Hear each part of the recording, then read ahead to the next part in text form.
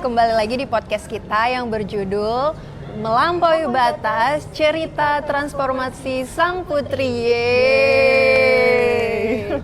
Nah, Kira, kita udah ada kedatangan narasumber yang luar biasa hadir di tengah-tengah kita. Boleh say hi, Kak Dela. Hai semuanya, hai Kak Cindy, Kak Kira, apa Halo, kabar? Alhamdulillah baik. Kak Dela, apa kabar? Alhamdulillah baik, senang banget hari ini bisa bergabung dengan teman-teman semua untuk sharing-sharing ya. Iya, sempat kejebak macet juga ya? Iya, kejebak macet, biasalah ya, Jakarta macet banget. Iya, bener banget. Kak Dela, sebelumnya kita mau perkenalan dulu nih. Kak Dela mungkin boleh langsung sapa dan perkenalan diri. Silakan. Ya. Hai semuanya, perkenalkan nama saya Dela Oktarina, akrab disapa Dela. Saat ini saya bekerja sebagai pramugari di salah satu maskapai penerbangan di Indonesia, AirAsia Indonesia. Udah pernah terbang lah ya. Cuman nggak pernah ketemu aja ya kita ya, belum pernah ketemu.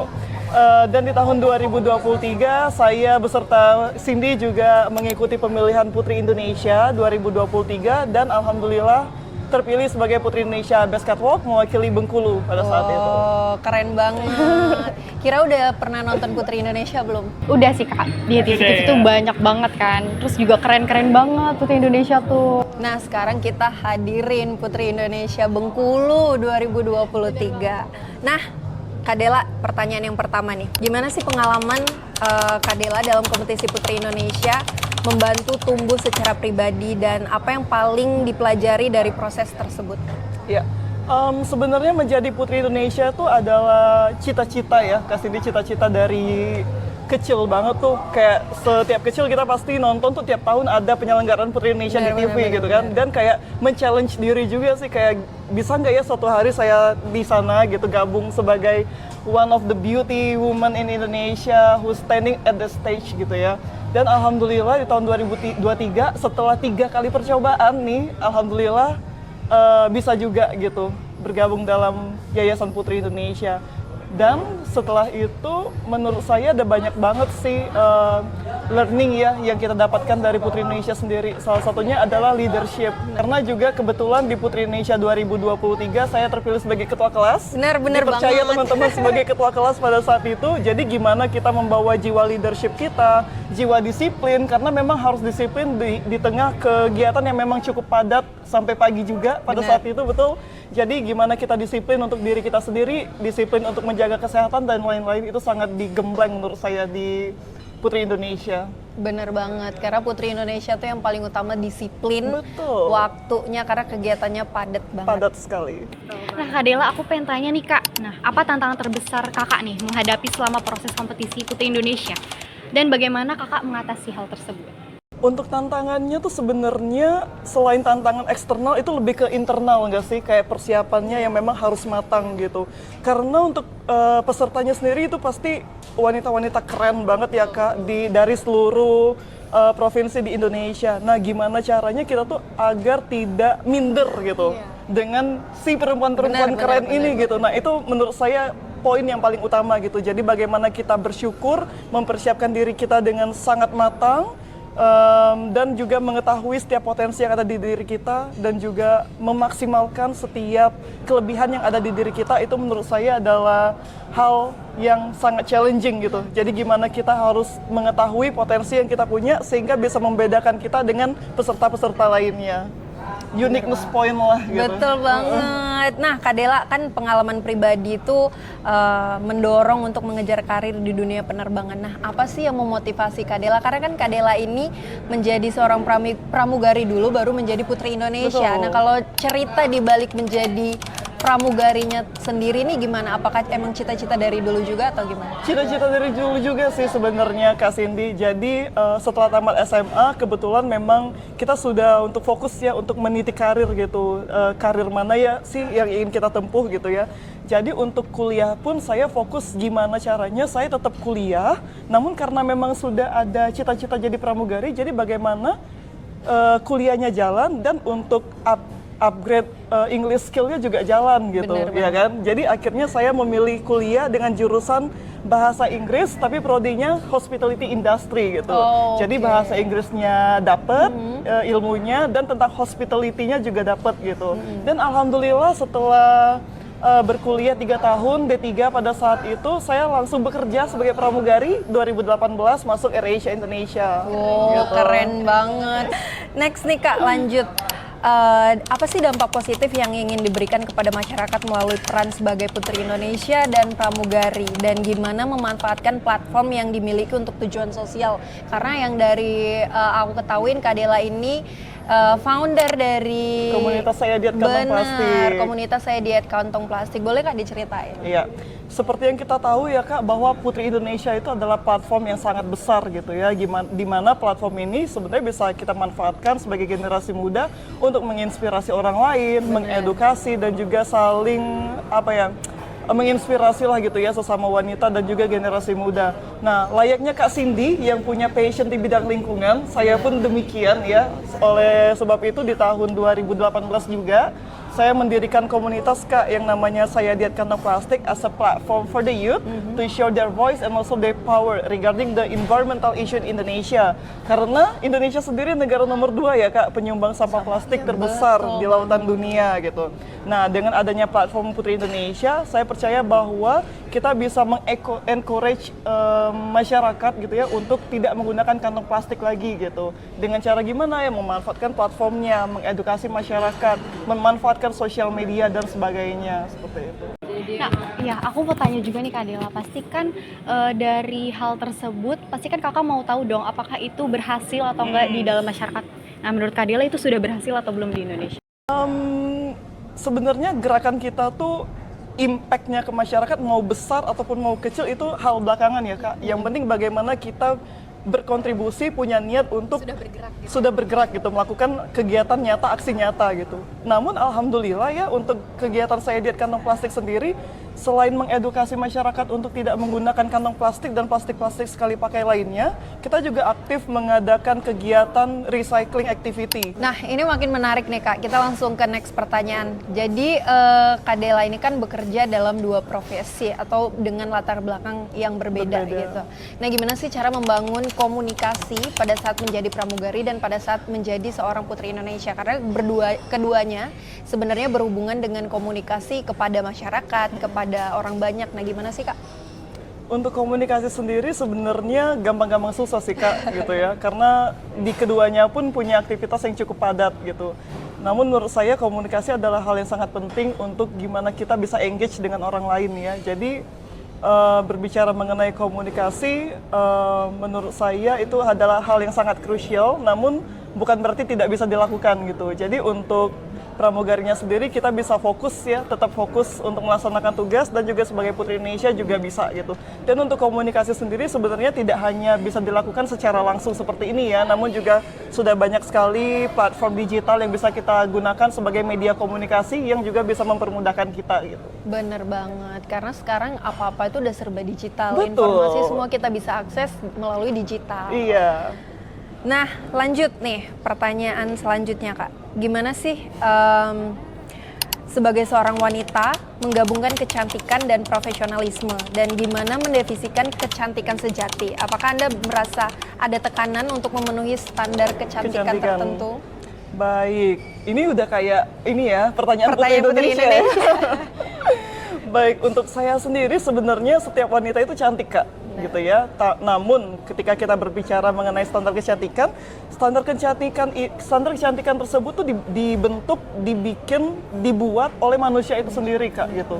Jadi menurut saya tidak ada standar tertentu mengenai cantik, karena setiap yang sudah diberikan Tuhan kepada kita itu adalah yang paling maksimal dan yang paling baik buat kita menurut saya gitu. Jadi untuk standar kecantikan tuh jangan pernah terpaku dengan standar kecantikan orang lain, tapi gimana caranya ketika kita melihat cermin, itulah gitu standar kecantikan kita gitu. Bagaimana kita bersyukur dengan apa yang telah diberikan Tuhan kepada kita gitu ya. Betul. Itu menurut saya adalah standar kecantikan.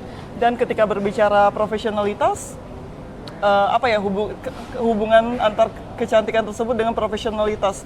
Menurut saya ketika kita bisa membawa diri sebaik mungkin gitu ya, bertutur kata yang baik, mencerminkan kepribadian yang baik gitu ya, itu adalah suatu bentuk profesionalisme dari kecantikan itu sendiri gitu. Jadi bagaimana kita bertutur kata, bagaimana kita berinteraksi dengan orang lain gitu, itu adalah arti kecantikan itu sendiri menurut saya. Kak Dela, aku mau tanya juga nih. Nah, bagaimana menurut kakak pengaruh media sosial sekarang ini terhadap persepsi masyarakat tentang kecantikan, terutama bagi generasi muda, Kak? Iya, sosial media itu adalah platform besar yang bisa kita lihat di manapun kita berada gitu ya, nggak terikat dengan usia gitu. Jadi menurut saya salah satu dampak negatif sendiri dari sosial media kan kayak pedang bermata dua ya, Iya. Kak. Tergantung dengan sisi mana yang ingin kita lihat gitu ya, itulah yang kita dapat. Nah, untuk sosial media sendiri sebenarnya salah satu dampak negatifnya itu adalah kita seringkali menyamai standar kita dengan orang lain seperti itu. Padahal itu nggak bisa disamakan gitu, karena balik lagi setiap manusia itu punya kelebihan dan kekurangannya masing-masing gitu. Jadi kita tuh nggak bisa berpatok dengan standarnya orang lain. Orang lain sudah menjalankan kalau kita nilai 1 sampai 10, orang lain udah di rate 10 nih, orang lain udah di rate 8. Nah, itu nggak bisa kita samain teman-teman gitu. Karena balik lagi, mungkin tujuan kita itu sama, namun kecepatan kita yang berbeda gitu. Betul. Nah, karena mungkin kita lebih lambat dari orang lain, tapi bukan berarti kita tertinggal seperti itu. Kalau teman-teman butuh referensi buku nih, ada buku yang judulnya The Things That You Can See Only When You Slow Down. Oke. Itu bagus banget, layak banget dibaca menurut saya. Abis Gimana ini kita kita cari. bersyukur, gimana kita bersyukur gitu ya dengan apa yang udah kita punya sekarang. Bener banget, itu penting banget sih Kak. Betul. Jangan kita merasa insecure, tapi kita lihat dulu apa sih potensi di dalam diri kita kayak gitu. Karena kalau kita bisa mengapresiasi hal kecil, kita bisa bersyukur atas diri kita. Jadi kita nggak ada lagi tuh namanya yang insecure, merasa kita jauh dari orang lain. Karena kita sudah mengenali dulu potensi diri kita. Betul. Nah, selanjutnya nih Kak. Apa sih yang menurut Kak Dela yang bisa dilakukan oleh wanita Indonesia untuk bisa lebih percaya diri dengan diri mereka sendiri, baik di dunia kecantikan maupun dalam kehidupan sehari-hari? Untuk upgrade rasa percaya diri itu ada banyak banget cara gitu ya. Namun intinya nih menurut saya adalah kita harus tahu value dari dalam diri kita sendiri gitu, Kak. Once kita tahu value kita nggak akan insecure dengan value yang sudah dimiliki oleh orang lain gitu. Benar. Karena balik lagi semua orang mempunyai minat, bakat, potensi, passion, uniqueness masing-masing gitu. Nggak bisa disamain. Jadi once kita udah tahu nih, oh ternyata saya tuh punya potensi di bidang mempunyai passion di bidang make up misalnya, fashion. Nah, hal tersebutlah yang harus kita fokuskan dan juga melatih diri kita untuk bisa memaksimalkan potensi yang kita punya tersebut. Karena berbicara mengenai potensi ada banyak sekali yang kita bisa lakukan ya. Karena potensi tersebut juga secara nggak langsung bisa menjadi jalan kita untuk menentukan karir dan profesi gitu. Jadi once kita udah tahu potensi yang kita punya, keunikan yang kita punya, itu bisa mengupgrade rasa percaya diri kita bahwa meskipun kita mempunyai minat yang berbeda-beda, tapi saya tidak tertinggal dengan orang lain. Saya juga mempunyai nilai unik dan juga keunggulan gitu, tidak berbeda dengan orang lain. Benar banget. Nah, balik lagi ke cerita Putri Indonesia. Ya. Tadi kan kita udah bahas profesionalitas, kita udah bahas persepsi Kak Dela mengenai apa sih kecantikan itu. Terus kita juga udah bahas perjalanan seorang Kak Dela menjadi pramugari dan Putri Indonesia. Nah, sedikit aja nih mau tahu apa sih hal yang paling berkesan dalam karantina Putri Indonesia? Yang paling berkesan menurut saya karena kita aktivitasnya cukup padat ya Kak, jadi challenge tersendiri bagi saya adalah ketika kita harus menyesuaikan waktu gitu. Ini sangat berkesan dikarenakan saya juga mempunyai role pada saat itu sebagai ketua kelas Iya, gitu. benar. Jadi yang paling berkesan menurut saya adalah gimana saya selain saya mencoba mendisiplinkan diri saya sendiri, namun juga saya membantu teman-teman yang lain untuk persiapan mereka gitu. Jadi secara nggak langsung menurut saya yang selalu saya ingat adalah sebagai seorang leader gitu yang harus mempunyai jiwa leadership yang baik. Saya pada saat itu Putri Indonesia mungkin kita memang berkompetisi ya Kak, tapi gimana kita harus saling care satu sama lain, taking care gitu, menjaga gitu ya, itu adalah suatu hal yang tidak bisa dilupakan sih gitu. Nah, terakhir nih Kak, siapa yang menjadi inspirasi terbesar dalam hidupnya Kak Dela, dan apakah ada figur atau orang yang memotivasi untuk mengejar dua jalur karir dan prestasi ini? Kalau sosok yang menginspirasi tentu ibu saya ya Kak. Iya, karena memang kita tahu lah ya gimana perjuangan seorang ibu ketika membesarkan kita gitu ya. Ketika hal yang tadinya mustahil dibikin jadi bisa gitu. Hal yang tadinya sepertinya kita menganggap bahwa ini nggak bisa aku jalani nih, ini nggak bisa aku gapai. Tapi dengan adanya sosok ibu yang selalu menginspirasi, yang selalu memotivasi, mendorong keinginan kita, itu menjadi hal yang sangat mungkin gitu. Dan untuk di Putri Indonesia sendiri, dari kecil saya tuh selalu di-challenge sama ibu saya, Kak. Kayak, kapan ya ibu bisa nonton kamu di sana? Kapan ya ibu bisa lihat kamu di panggung Putri Indonesia gitu. Dan alhamdulillah di tahun 2023 itu kesampaian, kejadian, sampai cerita lucunya adalah ketika kita mendekati hari final, itu kan ada free tiket untuk orang tua. Bener. Tahu nggak ibu saya bilang apa? Ibu nggak mau datang, ibu maunya nonton di TV. Kenapa tuh?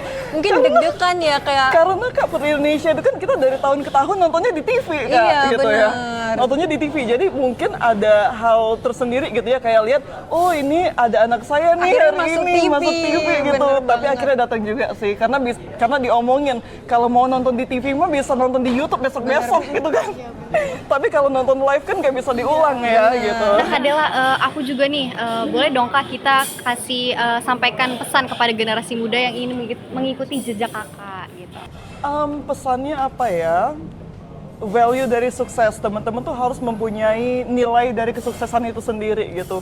Karena bagi saya sukses adalah bukan tentang berapa banyak uang yang kita kumpulkan ya Kak, tapi bagaimana kita bisa memanfaatkan kehidupan kita untuk menginspirasi orang lain dan juga membawa pengaruh positif bagi orang lain gitu.